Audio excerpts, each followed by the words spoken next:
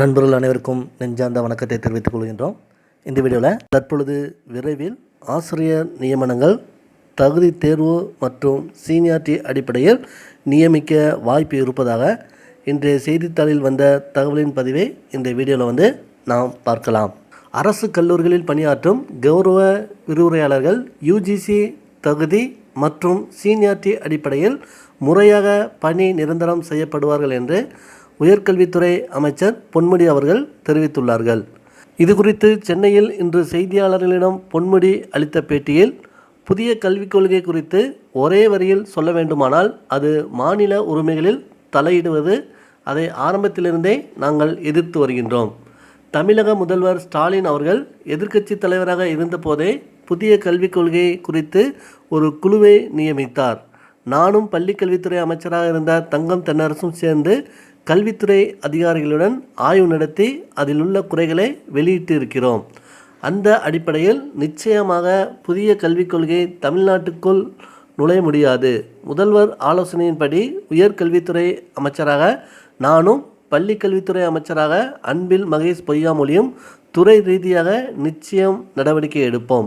அரசு கல்லூரிகளில் பணியாற்றும் கௌரவ விரிவுரையாளர்கள் பணி நிரந்தரம் செய்யப்படுவர் என்று தவறுதலான முறையில் கடந்த ஆட்சி காலத்தில் வாக்குறுதி அளிக்கப்பட்டது.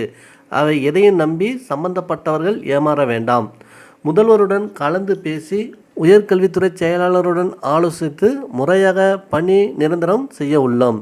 யுஜிசி தகுதி மற்றும் சீனியாரிட்டி அடிப்படையில் கௌரவ விரிவுரையாளர்கள் பணி நிரந்தரம் செய்யப்படுவார்கள். இதில் தரகர்களின் குறுக்கீட்டை யாரும் நம்ப வேண்டாம். இந்த விவகாரத்தில் தனிப்பட்ட வகையில் பணம் பெறுபவர்கள் நிச்சயம் தண்டிக்கப்படுவார்கள். இவ்வாறு அமைச்சர் பொன்முடி அவர்கள் தெரிவித்துள்ளார்கள். ஸோ இது பற்றியான தகவல் பார்த்திங்கன்னா இன்றைய செய்தித்தாளில் வெளிவந்திருக்கு.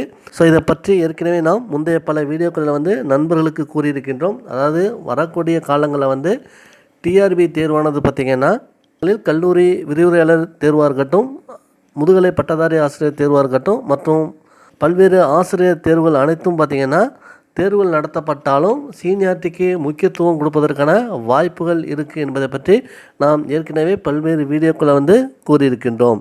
நண்பர்களுக்கு நாங்கள் திரும்ப சொல்லிக்கொள்வது எல்லாம் உங்களுடைய வேலைவாய்ப்பு பதிவுகளை சரியாக வைத்துக்கொள்ளுங்கள். ஏனென்று பார்த்தீங்கன்னா இது ஏதோ ஒரு வகையில் கண்டிப்பாக உங்களுக்கு வரக்கூடிய காலங்களில் பயன்படக்கூடியதாக இருக்கும். ஸோ அதனால் விரைவிலே பார்த்திங்கன்னா டிஆர்பி தேர்வுகள் வருவதற்கான வாய்ப்புகள் அதிகமாக இருப்பதாகவே இந்த செய்திகள் மூலம் நமக்கு தெரிய வருகின்றது.